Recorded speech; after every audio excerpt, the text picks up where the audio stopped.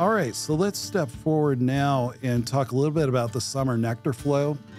Uh, right now, almost nationwide, unless you're in the upper Midwest or the upper New England area, your honey flow or your nectar flow has come almost to a stop. And this is the time that you want to start looking at harvesting your honey. Now, there are some specialty honeys, such as in western North Carolina and upper Northeast Georgia, where the sourwood is still in bloom. Yes, you would not want to harvest at this point in time. But overall, it is time to begin looking at harvesting your honey.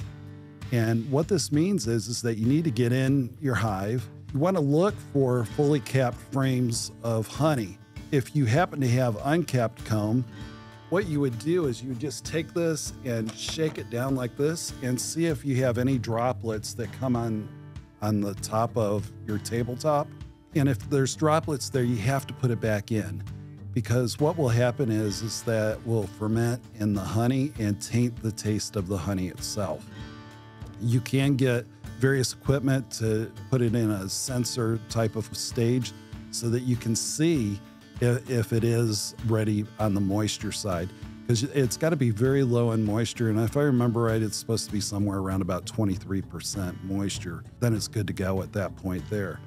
Now, if you wait, and I do hear this every year, that beekeepers are harvesting their honey, in October and November. The problem with harvesting that late in the season is that your bees have already started to eat away at those stores that have been put up.